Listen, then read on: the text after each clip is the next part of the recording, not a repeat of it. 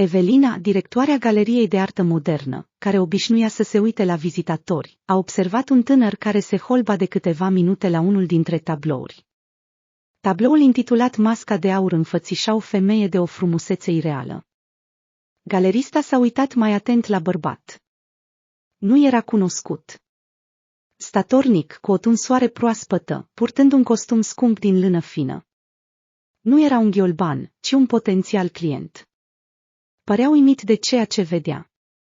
În ochii lui, alături de admirație, se citeau nedumerire și confuzie. Evelina a venit și s-a apropiat lângă el, cu fața spre tablou. V-a plăcut? A întrebat ea. De necrezut, a răspuns vizitatorul. Este Lydia Gray. Galerista l-a privit surprins. Chipul lui îi părea vag familiar, dar nu-și amintea unde îl văzuse. Credeți că este o persoană reală, un model?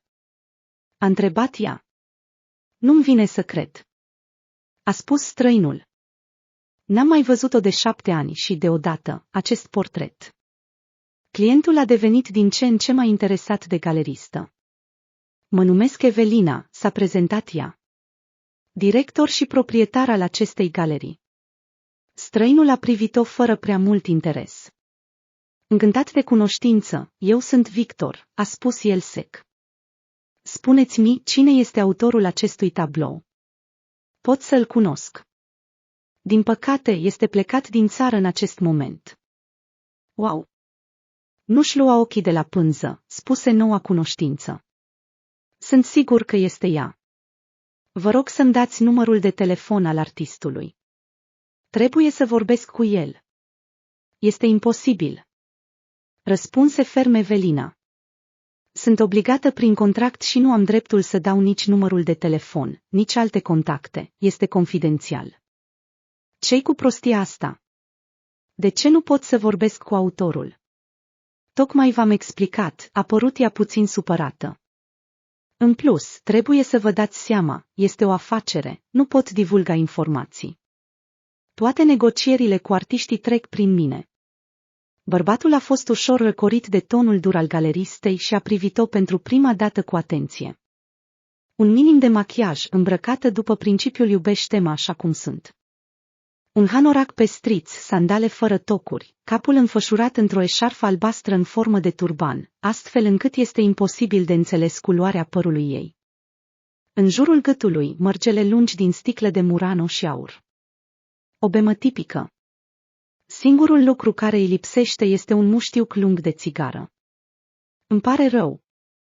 Am greșit, a spus el. Scuzele au fost acceptate. Deci, ce doriți? În primul rând, vreau să cumpăr acest tablou. Din păcate, nu este de vânzare.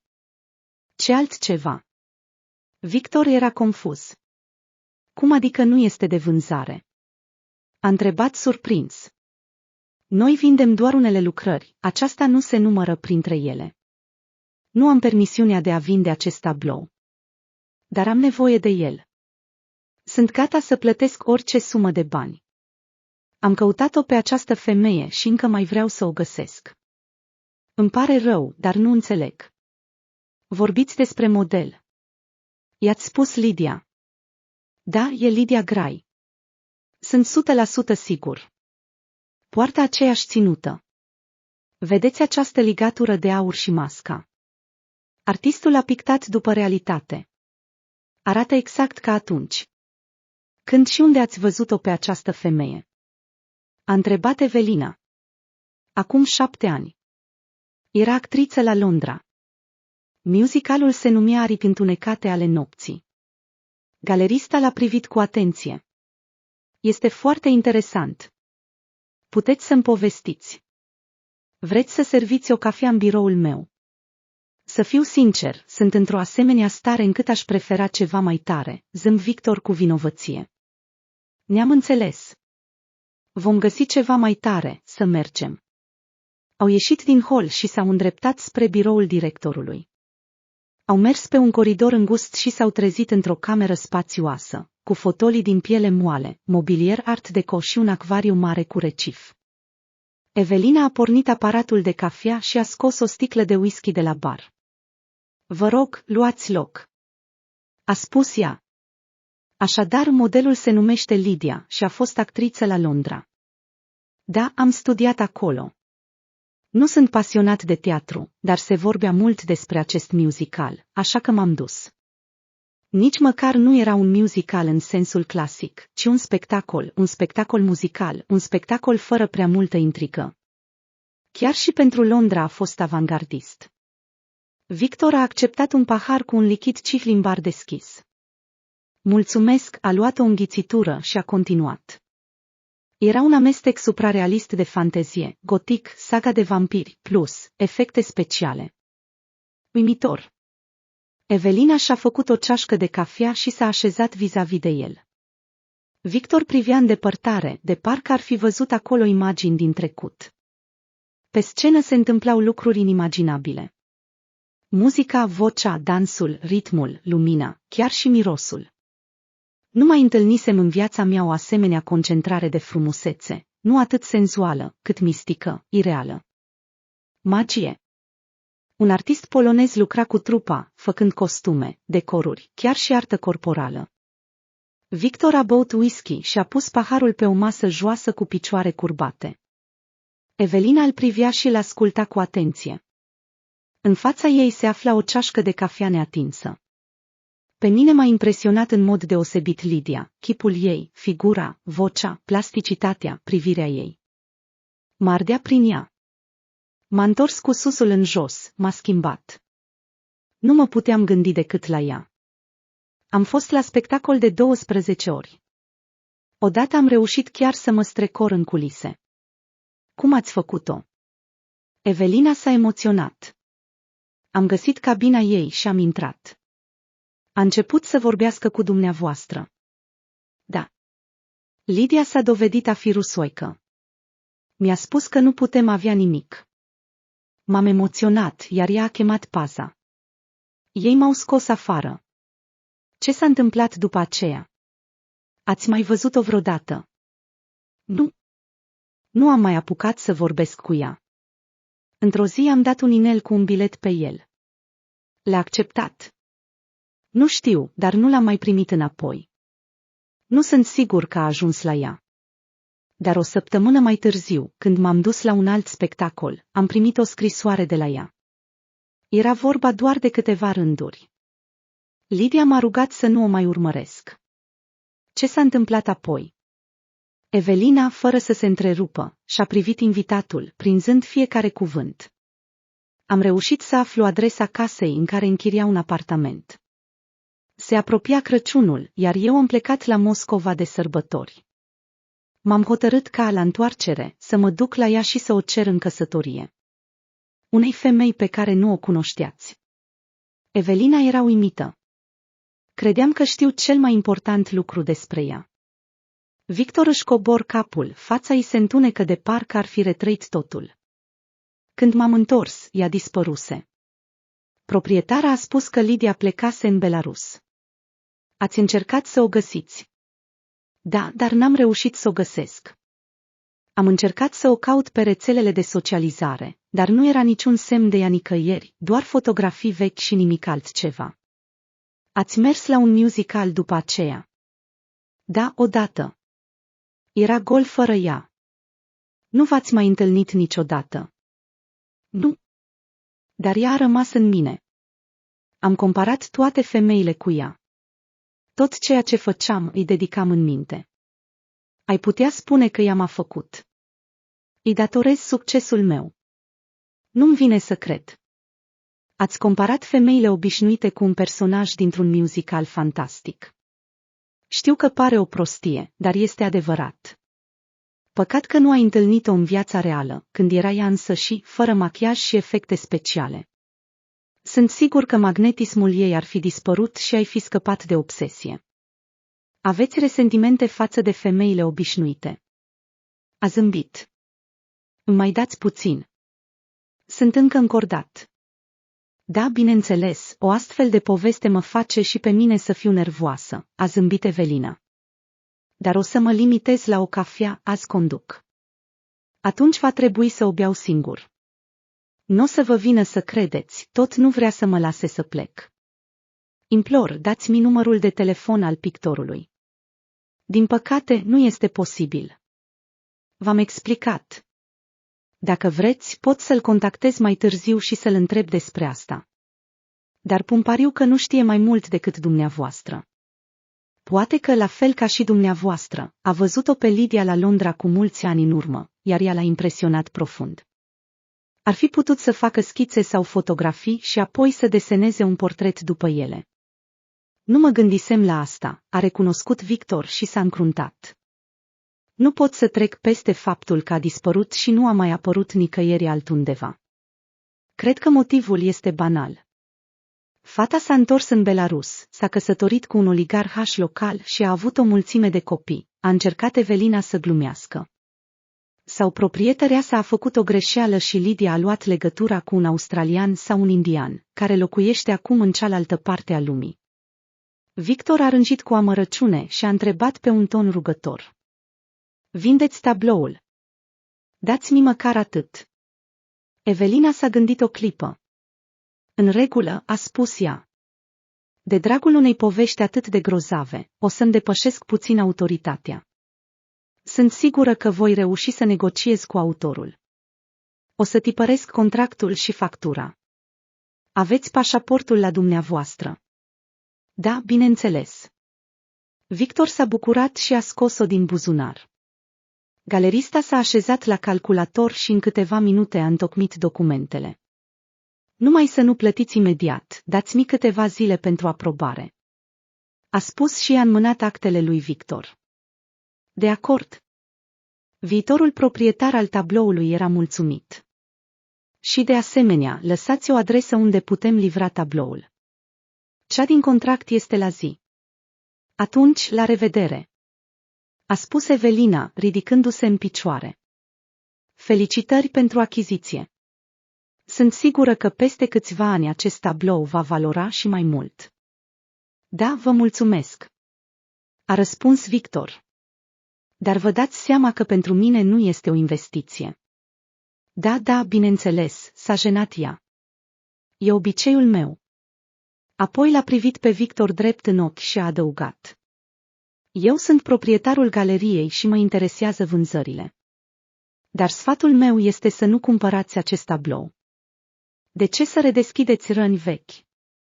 Nu pot să nu o fac. Și de asemenea, vă rog, vă implor, vorbiți cu artistul. Poate că știe ceva despre Lydia. Bine, o să încerc să iau legătura cu el. Sunați-mă la sfârșitul săptămânii. Răspunse Evelina și în mână lui Victor cartea ei de vizită. Și-au luat la revedere, amândoi fiind siguri că încă nu se întâlniseră. Dintr-un fotoliu adânc înfipt în sufrageria casei sale, Victor privea tabloul atârnat pe perete. Pe el era Lydia, femeia pe care o iubise și o pierduse. Când cumpărase portretul, Evelina, directoarea galeriei, îl avertizase că tabloul îi va trezi amintiri care îi vor aduce durere. Avea dreptate. Scenele din trecut i-au trecut prin minte. Seara în care o văzuse pentru prima dată pe Lydia pe scena unui mic teatru. Ziua în care aflase că plecase, spulberându-i visele. Dimineața în care se trezise și nu mai voia să trăiască. Apariția portretului Lydiei după atâția ani dădea speranță, deci fantomatică, dar Victor se agăța de ea cu disperarea unui om care se neacă. În 7 ani, rana nu se vindecase, nu fusese niciodată capabil să iubească pe altcineva. În comparație cu imaginea magnetică a divei teatrului care îl captivase odată pentru totdeauna, fetele obișnuite păreau niște umbre palide, exemple imperfecte ale unei femei adevărate. Galerista are dreptate, nu putem exclude faptul că artistul nu o cunoștea pe Lydia, ci a văzut-o doar la teatru. Într-adevăr, ar fi putut să-i picteze imaginea din memorie sau dintr-o fotografie, dar merită verificat. Portretul a devenit o înțepătură a unei vechi răni. Timp de câteva zile, Victor s-a gândit numai la Lydia, la dragostea lui eșuată. A ridicat telefonul și a format numărul de telefon al galeristei. Evelina, bună ziua! Ați reușit să aflați ceva? Bună, Victor! A răspuns ea. Da, dar nu ai nimic care să vă mulțumească. Artistul a spus că nu o cunoaște pe model. Totul a ieșit așa cum am crezut. A văzut-o pe Lydia la teatrul din Londra, cam în aceeași perioadă cu dumneavoastră. Nu-mi vine să cred. Nu-mi vine să cred. Era disperat, ultimul fir de speranță îi fusese tăiat. Are mai multe fotografii cu această actriță. A promis că le va trimite luna viitoare. Dacă vă interesează, poți veni să le vedeți. Din păcate, nu pot să vă ofer nimic altceva. Mi-ați omorât. O să vin să văd tablourile. La revedere! A spus Victor și a închis. Era deprimat. Încă o fundătură, la fel ca acum 7 ani. De ziua lui de naștere, Victor a dat o mică petrecere pentru prietenii săi la el acasă. Un portret a atras atenția invitaților, iar unul dintre ei, Oleg, un chirurg plastician, a spus brusc. Eu o cunosc. Este actriță. Frumos tablou. De unde l-ai cumpărat? La Galeria Evelinei. A răspuns surprins gazda. Ah, înțeleg. Victor era uimit. Ce înțelegi? De unde o cunoști pe Lydia? Ce legătură are asta cu galerista? Victor l-a apucat pe Oleg de umăr și l-a împins pe balcon. Spune-mi. A cerut el. Colegul a fost surprins. De ce ești atât de emoționat? E ceva personal. Chiar ești îndrăgostit de cântăreața aia. Totuși, îți înțeleg punctul de vedere. E grozavă. Spune-mi. Unde ai văzut-o? La Club Noir. Ai auzit de el? Nu, ce este? E un loc privat. Am fost acolo doar o singură dată. E mai mult un club de băieți. Nu sunt multe femei, nu sunt doamne ale lumii. E foarte respectabil. Un restaurant drăguț, o mulțime selectă. Uneori au loc spectacole, un amestec de teatru muzical, Cirque du Soleil și un bal al vampirilor. O extravaganță. Cum se intră? Nu se poate, e imposibil. Regulile sunt foarte stricte. Taxa anuală este de 100.000 de euro. Pentru a deveni membru, ai nevoie de garanția a 3 membri cu drepturi depline. Este o elită, nu poți intra. Cum ai ajuns acolo? Oh, asta e aproape o poveste criminală. Rânci chirurgul plastician. Una dintre clientele mele s-a lăudat că a fost membra acestui club. Am devenit curios. Așa că i-am spus că dacă nu mă duce acolo, presa va afla micile ei secrete. Ți-ai pus în joc reputația profesională. A fost surprins Victor. Vezi, această doamnă, un pic mai mult decât o simplă clientă. A râs Oleg. Reputația noastră cu ea a fost pătată de mult timp. Deci un membru al clubului poate aduce un invitat. Nu chiar. Au o regulă strictă, o singură vizită de invitat pe an. Din fericire, partenera mea nu și-a exercitat încă această opțiune, așa că sunt norocos. Înțeleg.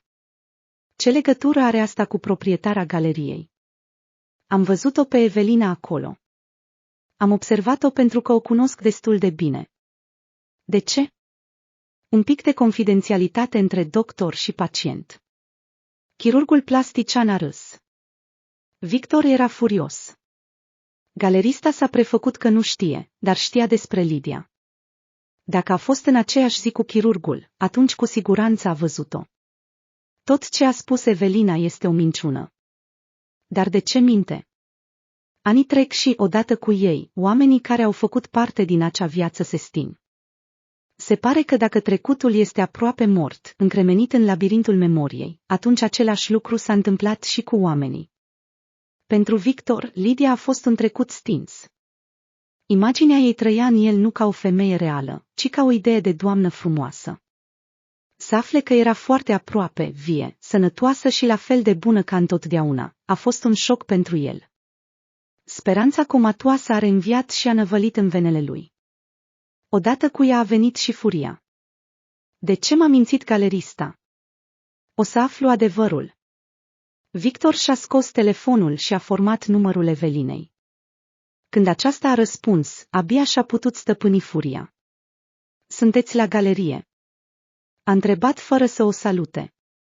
Nu, iau prânzul la Dante. A răspuns ea, simțindu-i de la distanță furia. Nu plecați nicăieri. Așteptați-mă. Vin imediat. A spus el și s-a deconectat. Intrând în holul restaurantului, Victor a observat-o imediat pe Evelina. Stătea singură la o masă din colț. În fața ei se afla o ceașcă de cafea și un pahar cu apă. A traversat holul și, fără să aștepte o invitație, s-a așezat în fața ei. Nu era nici speriată, nici supărată, dimpotrivă, era adunată și gata de acțiune. O femeie de afaceri de fier. Mi-ați mințit. Începu el fără preambul. Aveți vreo plângere? E ceva în neregulă cu tabloul? L-a întrebat ea cu fermitate. E ceva în neregulă cu dumneavoastră. V-am povestit ceva ce nu am spus nimănui. Iar dumneavoastră mi-ați ascultat și mi-ați mințit cu nerușinare în față. Ce vreți să spuneți? Era ca și cum ea chiar nu înțelegea ce se întâmpla. Lidia lucrează la Club Noir și dumneavoastră știți asta. Dumneavoastră un membru al clubului și să nu spui că nu ai observat-o. E imposibil. Victor a observat că vorbele lui erau neașteptate pentru Evelina. Ea nu știa cum să reacționeze. De ce m-ai mințit? Veți continua să negați în continuare. Femeia îl privea nefericită. Eu nu sunt bărbat. Pentru mine, o artistă este doar o artistă, nu un obiect al poftei. Dacă Lidia a fost la club, nu mi-o amintesc. Sunt o mulțime de femei frumoase care cântă acolo. Galerista a fost convingătoare, iar Victor a uitat în suspiciunile sale, treptat a început să se liniștească. Îmi pare rău, spuse el. Cred că am exagerat.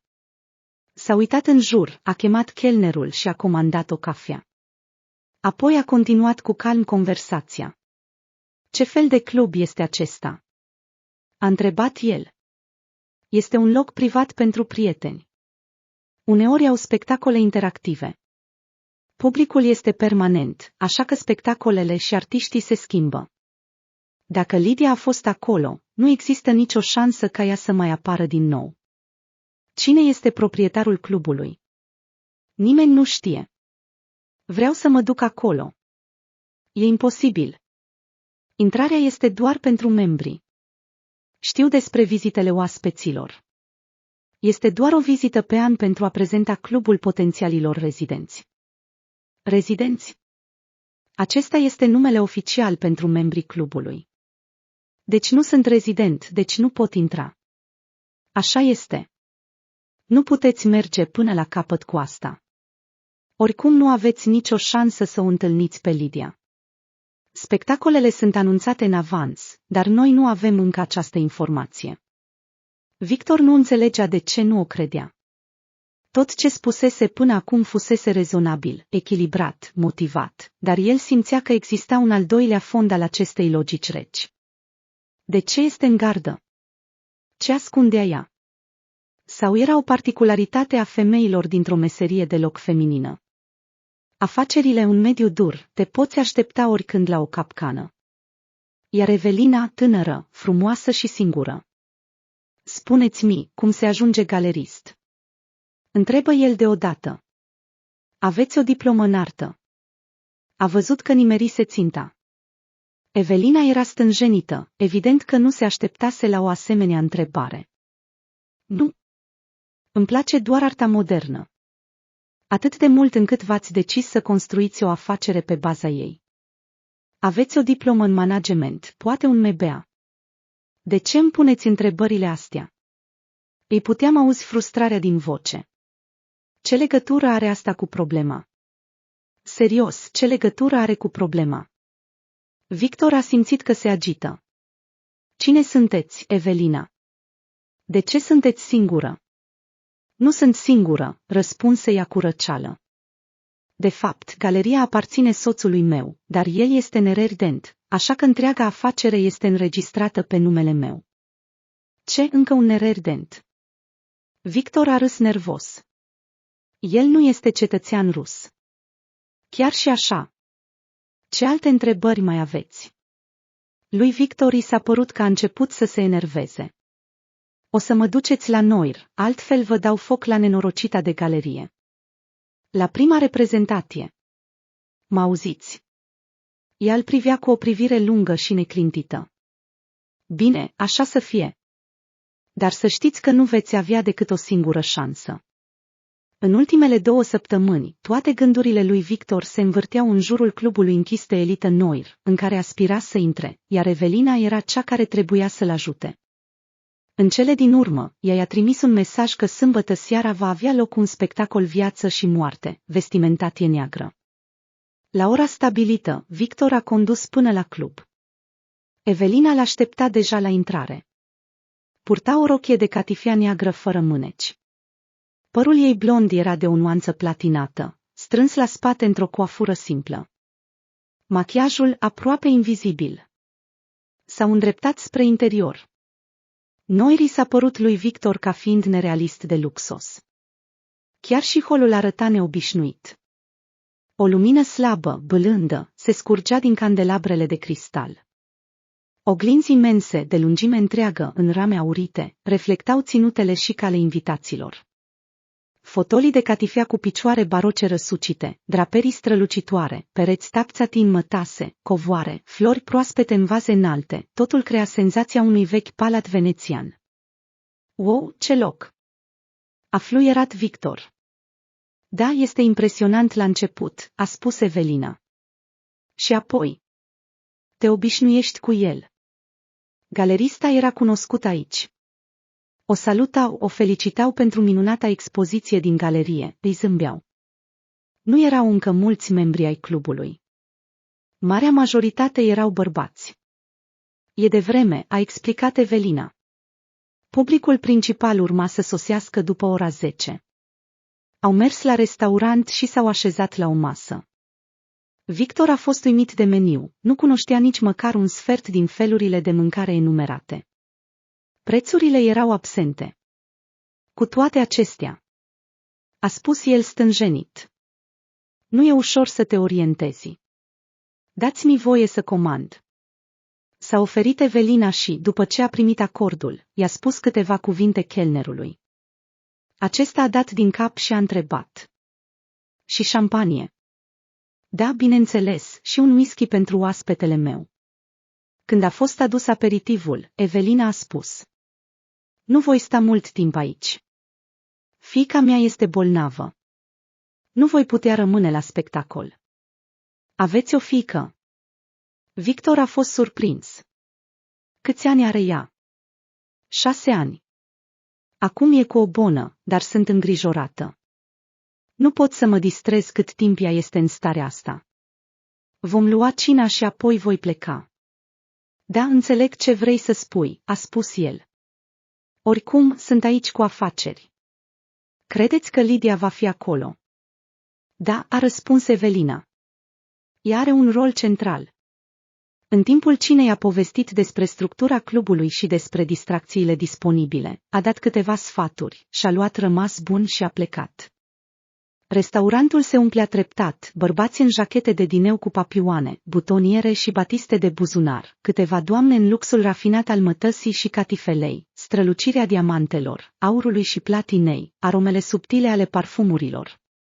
După ce a terminat cu cina, Victor a cerut nota de plată, chelnerul a spus că totul era plătit. Oaspetele a fost surprins, dar nu a arătat-o.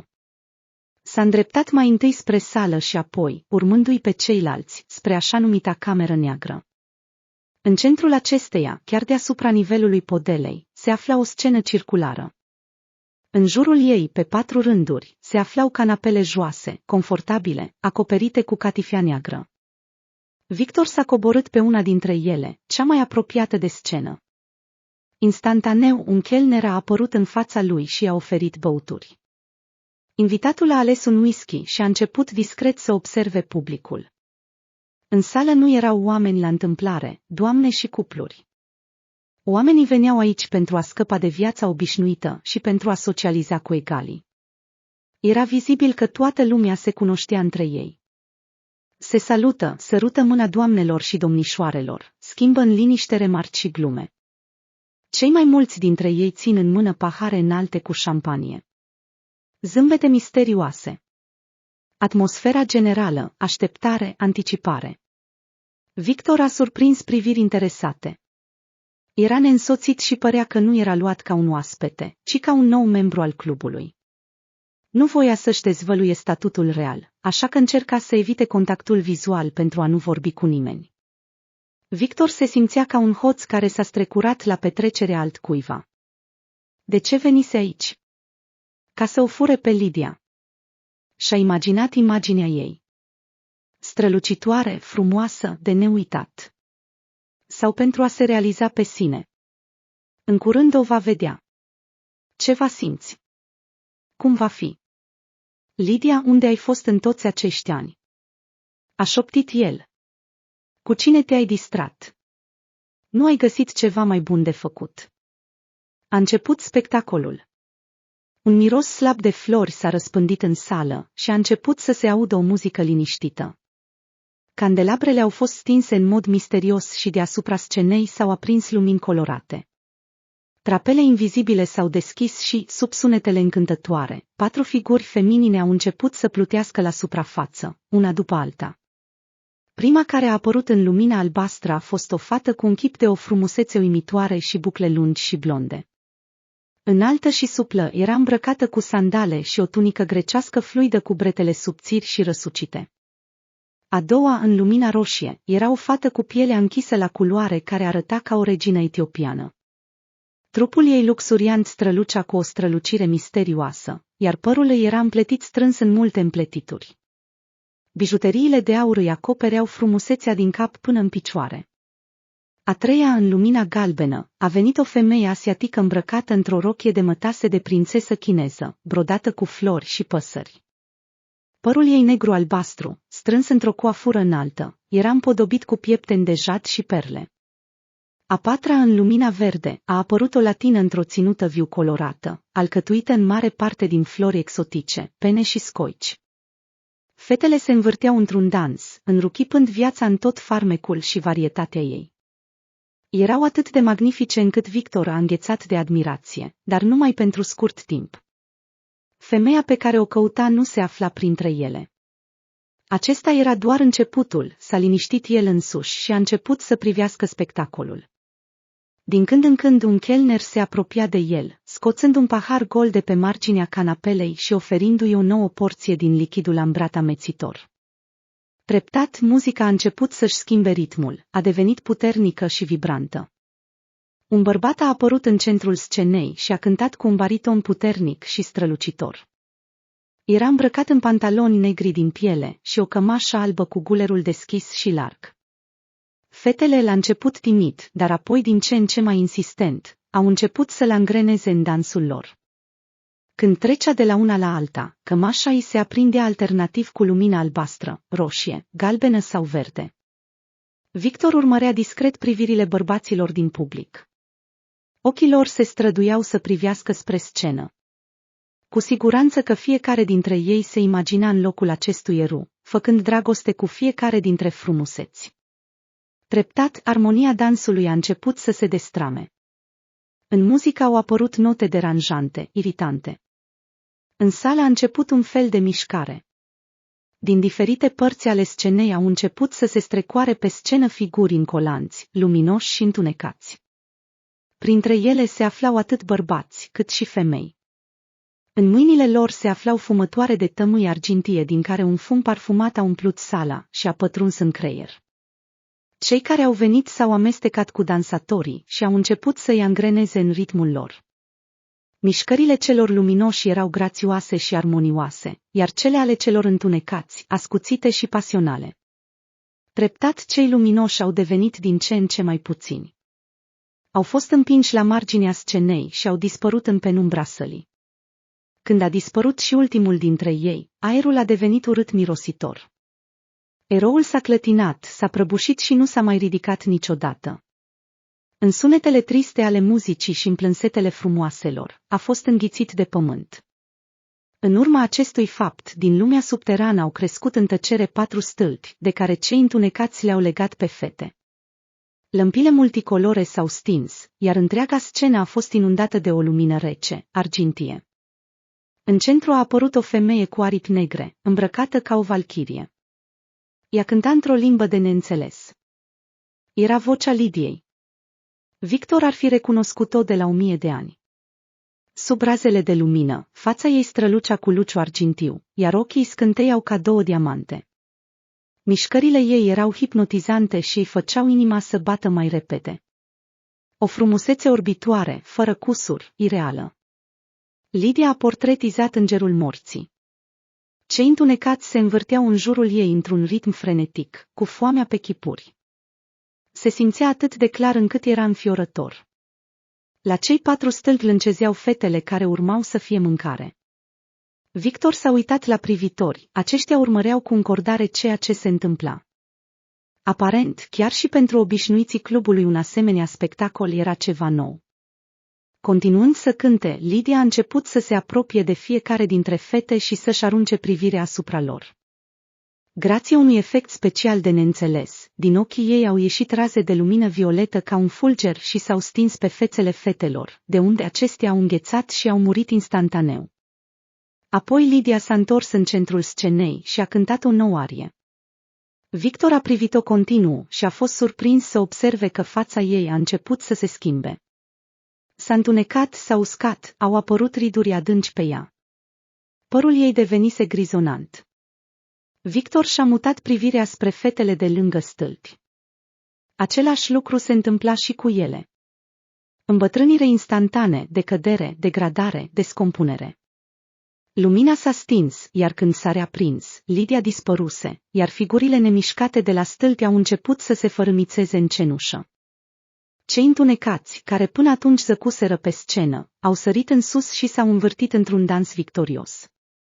Victor nu a privit ce avea să se întâmple în continuare. Nu-l interesa dacă îngerul de lumină va apărea și va învia totul în jurul lui. Avea nevoie de Lidia și avea nevoie de ea acum. A mai băut un pahar de whisky și a părăsit sala. În hol a văzut un bărbat care semăna cu un agent de securitate și a întrebat: "Cum o pot găsi pe Lidia?" "Pe cine?" El nu înțelegea. "Fata care l-a portretizat pe îngerul morții." "Îmi pare rău, dar este interzisă comunicarea cu participanții la spectacol." "Am nevoie de ea." "Unde sunt cabinele de probă?" "Ți-am spus." Dându-și seama că nu ajungea nicăieri, Victor a plecat în grabă în căutarea ei. "Calmează-te," a strigat paznicul necooperant după el.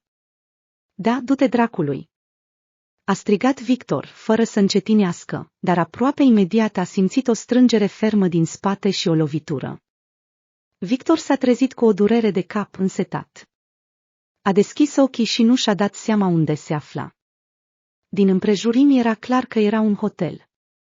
Jacheta lui de cină era atârnată frumos pe un cuier de podea. Victor s-a ridicat și s-a îndreptat spre fereastră. După priveliște, a ghicit că se afla în aceeași clădire ca și clubul, dar cu câteva etaje mai sus. A intrat în baie, care avea tot ce-i trebuia unui oaspete absent, de la periuțe de dinți până la halat de baie și papuci. Pe un raft, o mică trusă de prim ajutor semnaliza o cruce roșie.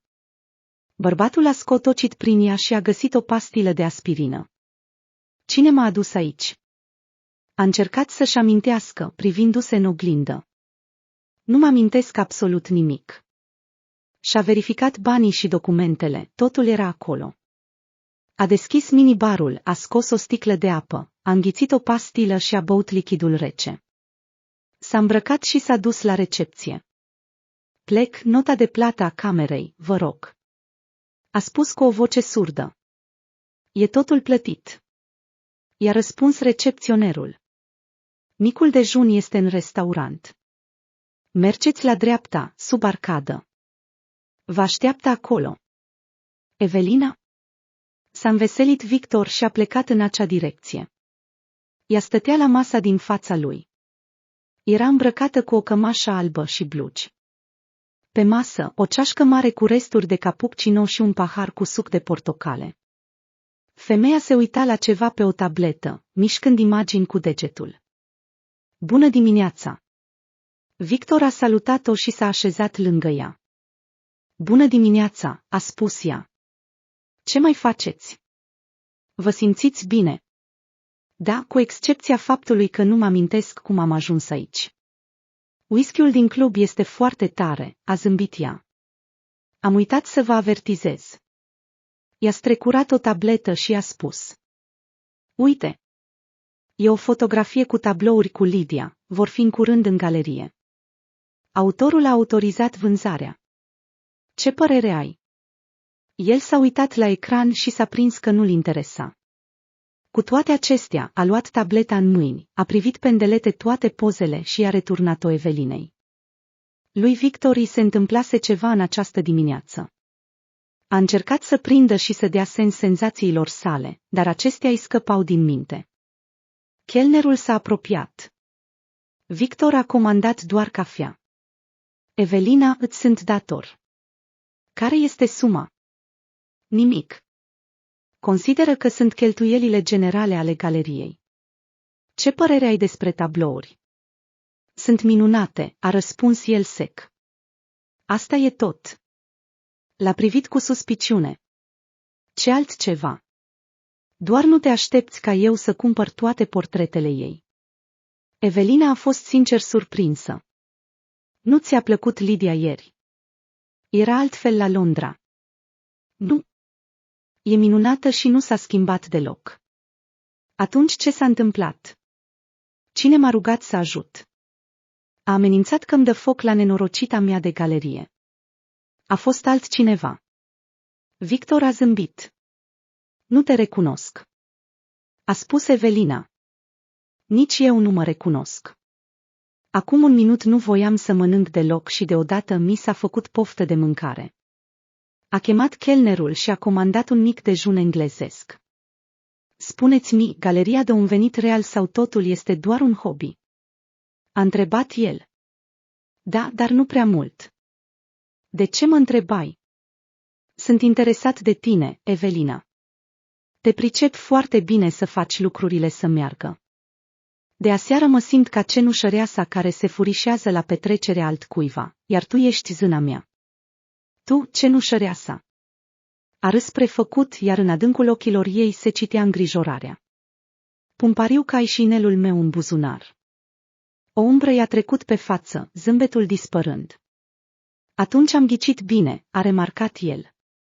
În acel moment, chelnerul a adus micul dejun. Victor a strecurat farfuria la el și a început să mănânce. Mama nu mă lăsa să vorbesc cu gura plină, a spus el. În timp ce mănânc, spune-mi cum ai reușit să faci toate astea. Ce anume? Tu ai fost cel care mi-a trimis la serviciu un anunț pentru galeria ta cu portretul Lidiei. Ai vrut să intru, să văd tabloul și să te recunosc. Nu. Nu speram la asta. Eram sigură că nu mă vei recunoaște. De ce nu? Nici măcar nu m-ai recunoscut acum 7 ani. Ar trebui să ne fie teamă de asta acum. Acum 7 ani. A fost surprins. M-a întrebat dacă am un MBA. Noi doi am fost la aceeași școală de afaceri din Londra, doar că eu eram la marketing și tu la managementul producției. A intrat cu un semestru mai târziu decât mine. Victor s-a oprit din mâncat și s-a uitat la ea șocat. Ea a continuat. Când ai dat buzna în cabina mea de probă, te-am recunoscut. După aceea am început să mă uit la tine. Când mi s-a înmânat inelul, aproape că m-am îndrăgostit de tine. A fost o petrecere de Halloween la școală și m-am apropiat de tine. Am sperat că mă vei recunoaște. Mai târziu, sub apa curgătoare de la duș, am fredonat intenționat o arie din aripi întunecate ale nopții. Dar tu nu m-ai recunoscut. Nici în acea seară, nici în dimineața asta când mi-ai spus, pa, ne vedem mai târziu. Nu se poate. A șoptit Victor șocat. Își amintea cum în acea dimineață o dăduse cinic pe fata afară pe ușă și cum îi uitase numele. Avusese multe aventuri de o noapte în acea ani. Eu eram doar o fată obișnuită, ca mii de fete, a râncit Evelina. și nu-ți doreai decât ce era mai bun. Îmi venea să țip. Sunt eu, Lydia. Tu ai fost cea care mi-a trimis inelul. Am așteptat 3 zile, apoi ți-am dat un bilet ca să nu mă mai urmărești, sau mai bine zis, pe femeia în care mă transformam pe scenă. Victor și-a acoperit fața cu mâinile. Evelina a zâmbit. În preajma Crăciunului, mi-am dat seama că eram însărcinată. Anul se apropia de sfârșit și, odată cu el, studiile mele la școala de afaceri și contractul cu teatrul. Miloș, directorul nostru artistic, m-a implorat să reînnoiesc contractul, dar am refuzat și m-am dus acasă. Fiica ta, fiica mea? A întrebat Victor, șocat. Cristina a fost crescută de Miloș și de aceea el este tatăl ei. A venit la mine la Minsk și m-a convins să mă întorc la Londra. Se plângea că nu poate face nimic fără mine, îmi spunea muza. A trebuit să-i spun totul. M-a cerut în căsătorie, iar eu am acceptat. Am plecat în Polonia, am locuit acolo 2 ani, iar apoi a fost invitat la Moscova ca artist de teatru pentru a participa la un proiect. El este autorul portretelor. Da, Miloș, un artist genial. El o desenează nu numai pe Lydia, ci și pe mine. A luat tableta și a deschis o nouă imagine. În portret era Evelina, dar nu într-un costum de scenă, ci într-o rochie de seară luxuriantă de culoare ultramarină. Uite, a spus Evelina. Victor a luat portretul și l-a privit cu atenție. Ești foarte frumoasă, a spus el. Uneori. A zâmbit ea. Și de unde ți-a venit numele Lydia Gray? Este numele meu de scenă. M-am născut în Belarus, în orașul Lydia, iar numele meu de fată, Sedova, de aici, Gray. Lida Sedova. Îmi amintesc. Am auzit numele ăsta de la un tip din grupul nostru. Părea să te placă. Mi-a spus că tatăl tău a fost un faimos proiectant de avioane. Da, așa e, a dat din cap. Noi 2 am fost foarte apropiați, dar tu nu m-ai vrut pe mine, ci pe o divă de pe scena de teatru. Cum ai devenit actriță? A întrebat el. Am absolvit o școală de teatru, dar tatăl meu a insistat să primesc o educație adevărată. Pentru a-l mulțumi, am intrat la o universitate economică din Minsk. În timp ce studiam, am mers la audiții, am jucat în reclame, de 2 ori, chiar și în filme, dar au fost episoade. Apoi am avut norocul să obțin un rol în musicalul Chicago. Cum ați ajuns la Londra? Am trișat. Îmi doream foarte mult să văd un musical londonez adevărat și, dacă puteam, și să particip la el, măcar în masă. I-am spus tatălui meu că vreau să merg la o școală de afaceri, altfel nu m-ar fi lăsat să plec. Înțeleg. Spune-mi, dacă nu te așteptai să te recunosc, de ce ai vrut să vin la galerie? A fost un impuls irațional. Am crezut că te-am uitat. Dar recent, la o emisiune matinală de televiziune, am văzut un reportaj despre fabrica ta de jucării de pluș. În timpul interviului, reporterul a întrebat dacă ai copii. Ai spus că nu ai, dar că ai dori. Da, îmi amintesc acel interviu. A fost pe 1 iunie, de ziua copilului. Trimiteam un transport mare de jucării către orfelinate. În mod ironic, Evelina a spus că jucăria preferată a Cristinei, delfinul albastru, a fost făcută în fabrica ta. Am crezut că e un semn. Ai dreptul să știi că ai o fiică. Atunci de ce nu ai sunat? Glumești. Ce-aș fi spus? Te-am văzut la televizor. Ți-ai petrecut noaptea de după Halloween cu mine acum 7 ani și mi-ai dat o fiică. Unde m-ai fi trimis? În plus, m-am gândit și mi-am dat seama că dacă ai afla adevărul, ar fi fost multe complicații. Judecând după temperamentul tău, ai putea începe să-mi urmărești fiica așa cum mă urmăreai pe mine. De ce te-ai răzgândit? De ce mi-ai trimis o broșură prin care mă invitai la expoziție? Nu m-am răzgândit. Am decis să las totul în voia sorții. Am sperat că nu vei reacționa, ca să mă simt mai bine că-ți dau o șansă. Și am profitat de ea, a zâmbit Victor. Ți-a fost frică și ai decis să-ți protejezi fiica de un psihopat. Nu-i așa că am dreptate? Da, reacția ta nu mi s-a părut prea sănătoasă, așa că am decis să mă abțin.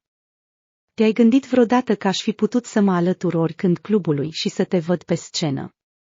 Aș fi știut despre asta și m-aș fi oprit imediat din spectacol. Cum? Îmi cunosc toți clienții. Nu înțeleg. Eu sunt proprietara clubului. Am informații despre toți cei care intră, rezidenți sau oaspeți. Am o pază bună. Da, aseară am avut relații intime cu unul dintre gardieni. Zâmbi el, frecându-și gâtul. Îmi cer scuze pentru faptele sale. Și-a cerut scuze proprietara clubului. Dar principala noastră preocupare este liniștea oaspeților. Astăzi este o zi de descoperiri. Aș spune că este o zi de dezlegare de noduri, a zâmbit ironic. Așadar, Noir este a doua ta afacere. Este copilul meu și al lui Miloș. Întotdeauna și-a dorit să aibă propriul său mic teatru-club, care să corespundă pe deplin ideilor sale despre estetică. Partea cea mai costisitoare a fost cumpărarea clădirii. Tatăl meu ne-a ajutat. Avem 2 etaje pentru club, un etaj pentru camerele de oaspeți, iar noi locuim la etaj. Deci fiica se află acum aici, deasupra capului meu. Noul tată și-a dat brusc seama și a arătat cu degetul spre tavan. Nu chiar așa, a zâmbit Lidia. Camera ei se află deasupra recepției. Victor a trăit o întreagă gamă de sentimente. Adevărul nu era mai puțin fantastic decât fantasmagoria pe care și-o compusese în minte. Ce dimineață, și-a spus el. Până și creierul îmi fierbe. Mănâncă tu. Vin și eu imediat.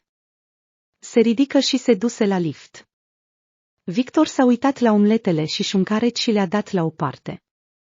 Câteva minute mai târziu, Evelina s-a întors, s-a așezat din nou la locul ei și i-a pus în față o cutiuță roșie în formă de inimă. Victor și-a amintit că era aceeași pe care i-o trimisese Lidiei Gray. Îi returnezi inelul. A spus ea și l-a privit drept în ochi. Și vreau să-mi văd fiica. A cerut el cu fermitate. Vor veni în curând la micul dejun. Răspunse Lidia cu calm. Ei? Cristina și Miloș. A venit cu avionul de la New York în această dimineață. Văd că încă nu ai mâncat nimic. În acel moment au intrat în cameră 3 persoane. O fetiță, o femeie care arăta ca o bonă și un bărbat de vârstă mijlocie cu o barbă îngrijită. S-au așezat la o masă în centrul camerei. Un chelner a venit imediat la ei cu o tavă încărcată cu farfurii cu mâncare și pahare cu suc. Mamă, am ajuns. A strigat fata și a făcut semn cu mâna. Liniște, nu țipa. A oprit-o bona. Mami ne-a avertizat să nu o deranjăm. Ea negociază. Miloș i-a aruncat o privire indiferentă lui Victor și și-a început calm micul dejun. Tati, vreau un croissant cu ciocolată, a strigat fata. Calmează-te. A răspuns tatăl cu un accent vizibil. Acum ți-l va aduce Mihail, că nu are 10 mâini. Victor a urmat-o pe Lidia, care se uita la fiica sa. E foarte frumoasă, a remarcat Victor. Da, seamănă cu tine. Ai spus ieri că e bolnavă. Nimic periculos, doar o răceală. N-am văzut-o crescând, a spus Victor gânditor. Se mai întâmplă, a spus Lidia. Amândoi am fost prea frivoli și nu ne-am gândit la consecințele acțiunilor noastre. Urmăream o iluzie în loc să iubesc o persoană reală. Sper că te-ai vindecat acum. Victor a zâmbit. Nici măcar să nu te îndoiești de asta. Și-a privit fiica cu atenție. Spune-mi, ce se va întâmpla cu noi în continuare? A întrebat el.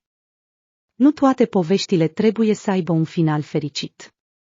Trebuie să plec acum, altfel Cristina nu se va liniști. Mult noroc. S-a ridicat de la masă și s-a dus la familia ei. De câteva zile, Victor trăia cu o nouă cunoștință. Are o fetiță de 6 ani. Oare când e ziua ei de naștere? Se gândi el și începu să calculeze încolăcindu-și degetele. A fost surprins să constate că era foarte curând. Tatăl, fără să vrea, apăsă butonul selectorului și o chemă pe secretară. Când aceasta a apărut, a spus: luați cele mai bune exemple de jucării moi și retrageți-vă în galeria Evelinei. Se apropie ziua de naștere a fiicei sale. Alegeți o felicitare, numele fetei este Cristina. Și nu uitați de unicornul roz. Fata a dat din cap și a ieșit. Seara, Evelina a sunat-o și a mulțumit pentru cadouri. I-au plăcut jucăriile Cristinei? A întrebat Victor. Da, foarte mult. Petrecerea de ziua de naștere este sâmbăta viitoare. Dacă vrei să vii. Va fi la Prințesa pe Mazăre, este o cafenea în parc. O să-ți trimit adresa. Începe la ora 13. Mi-ar plăcea să vin. Doar un pic mai târziu, am treabă. Bine, ne vedem mai târziu. Victor a apărut în mijlocul petrecerii copiilor. Mesele de cafenea erau așezate pe poiană în parc, în mici foișoare confortabile, decorate cu baloane. Copiii, probabil colegii de grădiniță ai Cristinei, alergau de colo-colo cu strigăte puternice și pline de bucurie. O bonă și o fată animator îi supravegheau. Părinții copiilor stăteau la mese sau se plimbau în apropiere. Victor a căutat-o pe Evelina, dar și-a văzut mai întâi fiica, grație unui unicorn roz care era doar puțin mai mic decât ea. Acesta era cuibărit pe un scaun din apropiere și i-a atras imediat atenția. Victor a făcut un pas mai aproape. Cristina mânca o prăjitură de ciocolată. Lângă ea, picior peste picior, stătea Lidia, vorbind la telefon. Oaspetele a zăbovit asupra gleznelor ei subțiri, apoi și-a mutat privirea spre decolteul ei, deschis în căldura verii, și în cele din urmă spre fața ei cu un machiaj neobișnuit de strălucitor. Evelina nu se temea să fie frumoasă. Când l-a văzut, a încheiat conversația și l-a salutat. Bună ziua, ce bine că ai venit! Apoi s-a întors spre fiica ei.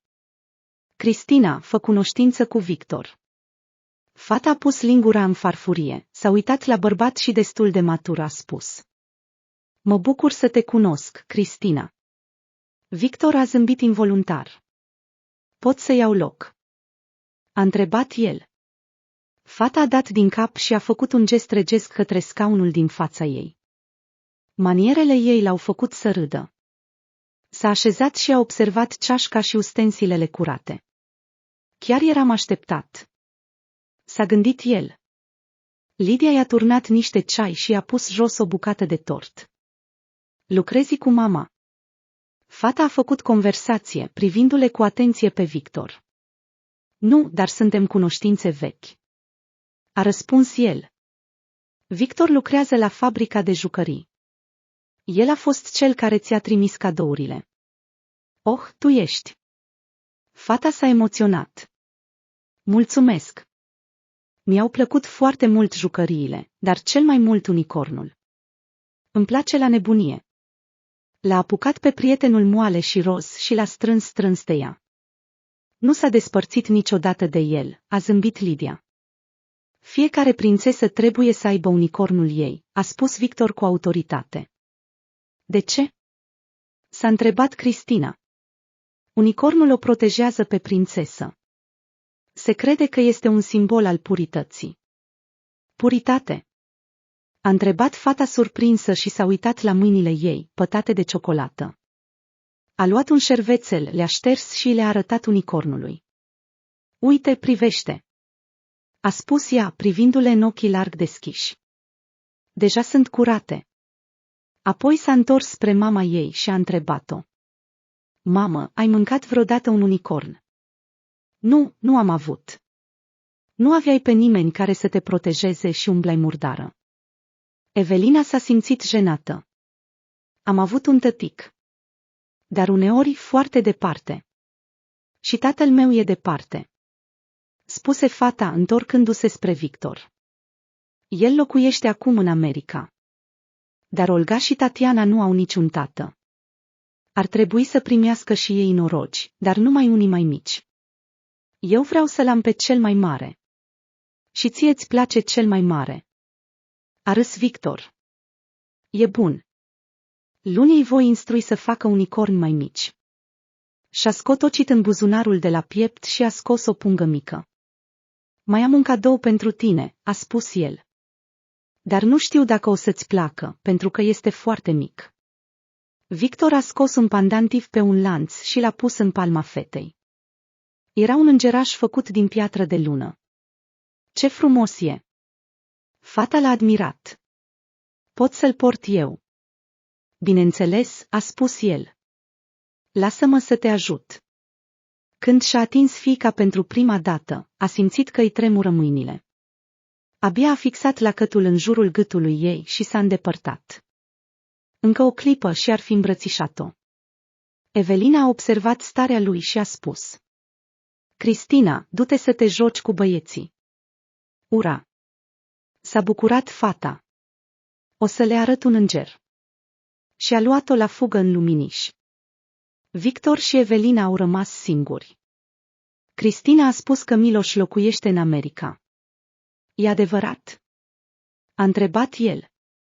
Da, când l-ați văzut, era în vizită de afaceri. De cât timp este acolo? De 2 ani. Are un proiect foarte interesant cu o companie de film. De ce nu te-ai dus cu el? Nu vreau să locuiesc în America. Bea ceai. Prăjitura e delicioasă, făcută de un patiser din Noir. Servește-te. Victor a luat o lingură și a început să mănânce. I se părea că Evelina părea puțin agitată. A urmărit privirea Cristinei. În luminișul din parc, animatorul a început un fel de joc mobil cu copiii. Lui Victor îi se părea că acum trebuia să-i spună totul, altfel s-ar putea să nu mai existe o altă șansă. Lidia, căsătorește-te cu mine. În clipa aceea a sunat telefonul. Graba cu care l-a ridicat trăda confuzia sentimentelor sale. S-a ridicat în picioare, și-a cerut scuze și s-a dat la o parte. Era o conversație de afaceri, a vorbit în engleză. Din răspunsurile ei, Victor și-a dat seama că era vorba despre niște documente. După ce a vorbit, Lidia s-a întors la locul ei și s-a așezat lângă el. Amândoi au rămas tăcuți. Dându-și seama că ea nu avea de gând să răspundă la nimic, el a spus: Îmi cer scuze. A fost ceva neașteptat pentru tine, dar nu glumesc. Dacă ai fi avut o familie perfectă, nu m-aș fi băgat în ea. Dar sunt sigur că soțul tău nu te iubește. Evelina a ridicat o sprânceană, dar a continuat să rămână tăcută. Mi-am dat seama când l-am văzut. Nu a reacționat în niciun fel la mine. Dacă un bărbat nu este gelos, înseamnă că nu se teme să piardă. Și cum poți trăi separat de familia ta? Victor a adus un ultim argument. E complicat, a vorbit în sfârșit Lidia. Miloș, un om de artă. Pentru el, principalul lucru este creativitatea. El este acolo unde își poate realiza ideile. Dar nu mai contează acum. Suntem divorțați, tocmai am primit un telefon de la un avocat din Polonia. Când l-ai văzut pe Miloș, tocmai sosise pentru a întocmi actele. Lui Victor nu-i venea să creadă ce auzea. Era 5-a oară când o vedea pe această femeie, fără a pune la socoteală relația lor din viața anterioară, și de fiecare dată când o întâlnea simțea un fel de șoc. Ești liberă. Se bucura el. Asta e minunat. Înseamnă că nu ne mai stă nimeni în cale. Nu-i venea să creadă că realizarea intenției sale era atât de reală și fără obstacole. Neîndrăznind să o atingă pe Evelina, a apucat unicornul roz care se afla pe scaunul fiicei sale și l-a strâns cu putere, îngropându-și nasul în coama lui blănoasă. Ce bine! A spus el mulțumit. Evelina l-a privit cu o expresie pe care nu o putea înțelege. I se părea că în ochii ei străluceau lacrimi. Te rog, a spus el. Nu-ți fie teamă de mine. Este o nebunie temporară. De obicei sunt calm. Ea a râncit neîncrezătoare. Este a 5-a oară când te văd, a spus ea. Și de fiecare dată arăți ca un nebun complet. Nu o voi mai face din nou. Spune doar un cuvânt. Da. Vindecă-mă. Se încruntă sever, apoi se întoarse spre Cristina și îi făcu semn fiicei sale. Când aceasta a venit în fugă, Evelina a spus: Cristina, mai am un cadou pentru tine. Ce este? Ochii fiicei ei s-au mărit de bucurie. Stai jos, a spus mama cu calm. Știi că tata a plecat în America și că va fi plecat pentru mult timp. Fata a dat din cap și a confirmat. Da, dar a promis că va veni de Crăciun. E o perioadă foarte lungă de timp. Vrei să-ți dau un alt tătic care să fie mereu alături de tine? Un al doilea tătic. Fata a fost surprinsă. Mi-ai promis că îmi vei da un frățior. Ai nevoie de un tătic care să-ți dea un frățior. Nu poți să o faci fără un tătic. Întrebă dezamăgită fata. Nu, trebuie să ai un tătic. Fata a suspinat. Ei bine, hai să o facem așa, de ziua asta îmi vei da un tătic, iar la următoarea, un frățior sau măcar o surioară. Ne-am înțeles. A zâmbit Evelina. Ce părere ai despre unchiul Victor? Vrei ca el să fie tăticul tău? Fata l-a privit cu meticulozitate. Era evident că mintea ei se gândea. E chipeș, a spus în cele din urmă, ca și cum el nu ar fi fost acolo. Apoi a întredeschis ochii și l-a întrebat pe Victor. Vrei să-mi citești povești înainte de culcare? Da. El a zâmbit. Și vrei să mergi cu mine la delfini? La delfini? El a fost surprins, amintindu-și de delfinul albastru de pluș de care îi povestise Evelina. Mergem să notăm cu delfinii, a spus fata. Sunt atât de mari și de alunecoși. Înțeleg, bineînțeles că mergem. De mult timp îmi doresc să-i văd. Și tu nu vei fi plecat mult timp. Întrebă ea și se uită la el cu severitate. Nu, vom merge doar împreună. A promis el. Bine. A rezumat fata. Victor credea că interogatoriul s-a încheiat, dar i-a mai pus o întrebare. Nu ai de gând să țipi la mama? Să țipi la mama? De ce? Unii tați țipă la mamele lor, a explicat fata. Eu nu vreau un tată ca el. Victor s-a uitat la Evelina. Comportamentul lui era departe de a fi ideal, îi vorbise de mai multe ori pe un ton ridicat. Întrebarea fiicei sale a nimerit exact în țintă și l-a făcut să se simtă jenat. Îți promit, a spus el cu fermitate. Nu voi țipa niciodată la mama. Bine, spuse ea cu reticență. Dacă fără tata nu va exista niciun frate, atunci sunt de acord. Pot să mă duc eu. Mama a dat din cap. Fetița a luat unicornul roz sub braț și a fugit la ceilalți copii. Acesta este răspunsul pentru tine, a spus Evelina cu seriozitate. Dar nu uita, i-ai promis. Îmi pare rău. M-am purtat ca un idiot narcisist. Nu se va mai întâmpla. Îți promit că vom fi fericiți. Evelina și-a amintit de îngerul de piatră de lună din palma fiicei sale și a crezut.